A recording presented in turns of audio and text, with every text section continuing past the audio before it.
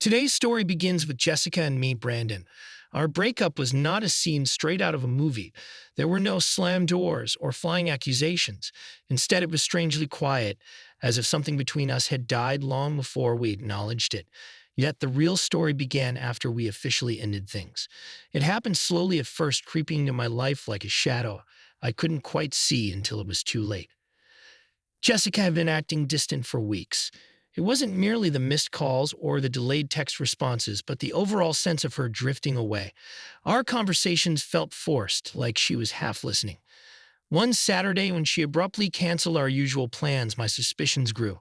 That night, I remember sitting in our dimly lit living room, trying to talk myself out of worrying too much. We'd been together for 5 years, engaged for two, and our wedding plans were in full swing. Venues booked, invitations printed, every last detail coming together. Despite the nagging feeling that something was off, I wanted to believe everything would be okay. Eventually, I couldn't ignore the tension any longer. The next weekend, I decided to confront her. I recall the quiet hum of the fridge in the background. I asked Jessica, "Where were you last Saturday? You told me you were with your sister." She looked at me with that nervous shift in her eyes. I was, she insisted, her voice unsteady. "Why are you looking at me like that?" I swallowed hard. Because I called her, I said, doing my best to remain composed. She told me she hasn't seen you in weeks. Jessica froze. For a heartbeat, I saw panic flicker in her eyes before she spoke up again. "Oh, I was with her friend Sarah. I guess I got mixed up." It felt like a shaky cover story. One of those moments where you sense something is wrong but can't prove it. Still, I tried to brush off the suspicion. 5 years together is a long time, long enough to want to believe the best in someone. We'd gotten so far in planning our future. Who walks away from that because of one slip? But it only got worse. Over the following weeks, Jessica became unreachable. More missed calls, more excuses. Even her texts felt like reluctant obligations. Anytime I pressed for answers, she lashed out, accusing me of being overbearing. "You're suffocating me, Brandon," she snapped one night, her voice echoing in the hallway. "You always want to know where I am and what I'm doing. You think I'm a child." It's stung to hear that. "No, Jessica," I replied as calmly as I could, fighting the lump in my throat. "I think you're my fiancé. I just want to understand why you're shutting me out." She didn't respond. Instead, she stormed into the bedroom, grabbed a small overnight bag, and walked out. Her footsteps were so brisk and determined that they felt like they were punching holes in my chest. She paused at the door just long enough to mutter, "I need space." And then she was gone. For days, I told myself she just needed a breather, but those days turned into weeks. I stared at my phone, waiting for it to buzz with her name. It never did. I felt a hollow ache that started in my stomach and spread to my entire being, a relentless question echoing in my mind. What did I do wrong? Eventually, the silence became too much to bear. I understood I couldn't pretend this was just a rough patch. I canceled the wedding. It was a surreal experience, calling the venue and explaining one by one that there wouldn't be a ceremony or reception. Hearing the caterer's kind yet pitying tone only deepened the sense of loss. Telling my friends and family was the worst. I could hear the shock in their voices, as if they couldn't believe something so carefully planned could unravel so quickly. But deep down, I sensed it was the only rational choice. A few nights later, when I was channel surfing in my silent living room, my phone vibrated. I nearly dropped it in surprise. The screen showed Michael, Jessica's brother. We'd never been especially close, but he was a decent guy who loved his sister fiercely. "Hey, Brandon," he began, sounding tentative. How are you?" I leaned back, a bitter smile on my lips. "Let me guess. Jessica asked you to call me, right?" He hesitated. "Well, yeah. She's a mess. She thinks things got out of hand and wants to fix it." I felt a stab of annoyance. "Fix it?" I repeated the words, tasting bitter. "She disappeared, Michael. For weeks, she left me here thinking I was the problem. What's there to fix?" "She knows she messed up," he said, trying to sound sincere. "She wants to meet to talk it out." "No," I said, my grip tightening on the phone. "If she wanted to talk, she would have called me herself. She didn't. She left. I'm not interested." Michael sighed. "Brandon, you two were good together. Don't throw it all away." "I don't need closure," I countered. "I needed the truth, and she wouldn't give it to me. I'm done." Then I hung up, heart pounding. A part of me hated being so cold to someone who was just trying to help, but I couldn't risk getting dragged back into the confusion. Jessica had made her choice. Of course, the calls kept coming. Jessica's mother reached out, telling me how upset Jessica was, how much she regretted everything. She pleaded for me to at least hear Jessica out. My resolve hardened. Where was this concern when Jessica was nowhere to be found? Jessica had avoided me for weeks, refused to answer my messages, and lied. I told her mother politely but firmly that I was done. When that conversation ended, the apartment felt unbearably quiet again. But this time, my anger flared up instead of my sadness. It wasn't just heartbreak. I was furious that Jessica thought she could drop me, vanish, and then reappear with apologies that were supposed to make everything okay. A couple of weeks later, a letter arrived in my mailbox. I recognized Jessica's handwriting immediately. My first instinct was to toss it, but I couldn't help reading it. Inside, she poured out her version of regret and longing. She wrote that she missed me, that she was sorry. Halfway through, her tone shifted. Brandon, I've been thinking about how we can fix this. I still have the key to your apartment. I'd like to come by so we can talk face to face. I've even looked into counseling for us. I'm sure we can make this work if we just try. I felt a wave of revulsion. She still had my key.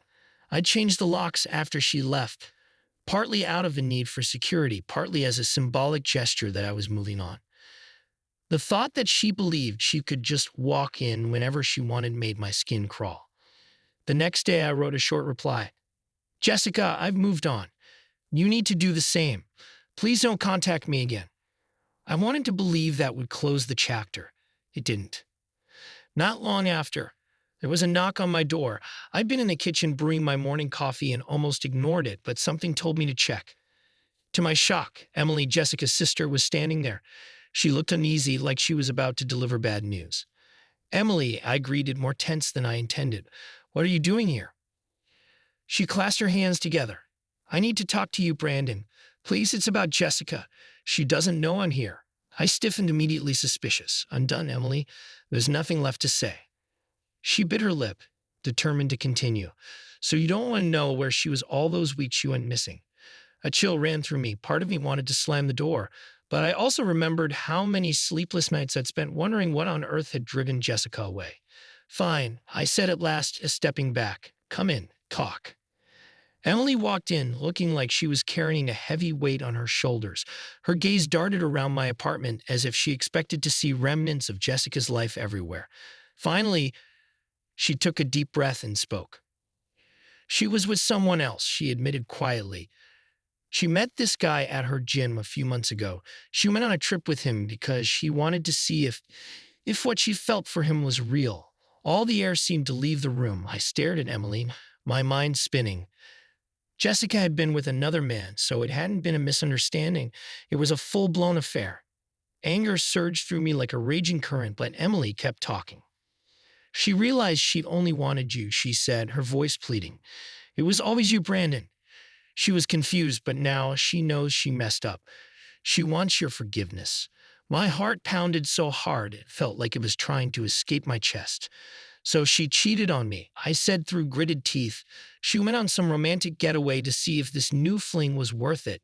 And now, after destroying my trust, she expects me to take her back. Emily, are you out of your mind? Emily looked at me, eyes filled with guilt. She's sorry, Brandon. She made a mistake. I squeezed my eyes shut, trying to calm myself, but it didn't help. I can't do this, I finally said, voice trembling with rage and heartbreak. I'm done. Please leave. She seemed to debate saying something else, but must have seen that I was at my breaking point. Without another word, she slipped out the door. I stood there, my hands trembling, staring at the space she just occupied. Everything felt unreal, like I was stuck in a horrible dream I couldn't wake from. A week later, my phone rang. It was my mom's number. Brandon, she began hesitantly. Jessica came to the house. She was crying, saying she just wants to talk to you. She asked me to convince you to give her another chance. I closed my eyes. What did you say? I told her you're a grown man and can make your own choices, my mother replied. Well, Brandon, are you sure you won't talk to her? She seemed so desperate. I'm sure, I said, jaw clenching. She's gone too far. Showing up at your place is crossing a line. Mom sighed. I just want you to be safe. It sounds like she can't handle letting you go. It turned out my mother was right. Jessica's desperation escalated. A few days later, I found a note taped to my front door. Brandon, I know you're upset, but please just talk to me. I can't let this end like this. I love you. By then, I wasn't only upset, I was genuinely concerned. This felt less like love and more like an obsession. I met up with my best friend, Jacob, at our favorite bar, a cozy place with worn leather booths and soft lighting. We sat across from each other over 2 beers, and I poured my heart out about everything Jessica had done, disappearing, cheating, then bombarding me with pleas for forgiveness. Dude, Jacob said, shaking his head in disbelief, you need to shut this down. She's not going to stop unless you make it painfully clear it's over. My shoulders felt heavy. How? I asked, running a hand through my hair. I've told her. I've changed the locks, canceled the wedding, ignored her messages. She keeps pushing. Jacob gave me a grave look. You might need a restraining order, Brandon. I know it sounds extreme, but she's turning your life upside down. The words felt like a punch to the gut, but I knew he was right. The weight of filing a restraining order against someone you once loved, someone you planned to spend your life with, was immense. Still, it seemed like the only choice left. That night, as I pulled up to my apartment building, I noticed a solitary figure standing under the pale yellow glow of the streetlights. Jessica, my heart sank. She looked like she'd been there for hours, arms wrapped around herself, eyes scanning every passing car. She moved toward me in the moment I got out of my car. Her gaze was desperate, tears glistening. Brandon, please, she began, voice quivering. We need to talk. I love you. I can't let you go like this. I felt a surge of anger so potent it nearly choked me. Do you really think this is how to win me back? I asked, my words sharper than any I'd ever spoken to her before. Sending your family over, showing up at my mom's house and pushing me here. You think that's going to change my mind? She reached out, tears now streaming freely. Please, Brandon, I'll do anything. Just don't leave me like this. I took a step back, cold determination settling over me. You left me, Jessica. For weeks you vanished, and you cheated on me. I know everything now. You don't get to decide when we pick up the pieces. I've made my decision. Her eyes widened. I can't live without you, she pleaded. Then live with the consequences of your actions. I snapped, my voice trembling with finality. This isn't love. It's obsession. I'm filing a restraining order. I had left her standing there on the sidewalk, broken sobs echoing behind me. My hands shook all the way to my apartment door. That same night, I began the paperwork to protect my peace once and for all. Part of me expected another dramatic scene, calls, letters, or sudden visits. But once she was officially served, Jessica went completely silent. No more messages, no more notes taped to my door, no more unexpected arrivals. For the first time in months, I was left alone with my own thoughts. The quiet that followed was both haunting and strangely liberating. I realized I was mourning not just the loss of my engagement, but also the fantasy of what I thought we had. I was coming to terms with the fact that the person I once loved had betrayed me in ways I hadn't imagined possible. And yet, amid the grief, a sense of peace emerged. The days that followed brought a new kind of routine, one without worrying about unexpected knocks on my door or frantic text messages. I found myself sleeping better. I smiled more, I spent time with friends, ventured out to new places, and allowed myself to imagine a future untethered from the chaos Jessica had created.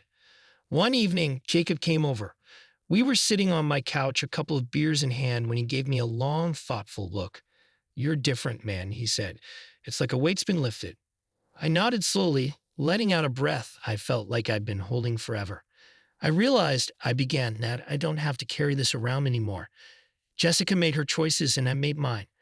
I don't have to feel guilty for protecting myself. Jacob clinked his bottle against mine in a silent toast. In that moment, I recognized that the heartbreak, as devastating as it was, had also become the catalyst for something important: self-respect, boundaries, and a resolve to demand better from my life. I won't pretend the journey was easy or painless, but I can say I've come out stronger, more certain of who I am and what I need. Looking back, I don't regret how it ended. Sometimes a harsh ending paves the way for a brighter start. Jessica taught me a profound lesson: to recognize red flags, to set firm boundaries, and above all, to believe I deserve a life free from manipulation and chaos. Thank you for being part of this story, where heartbreak transformed into a path toward freedom, and where true love ultimately came not from another person, but from learning to value myself.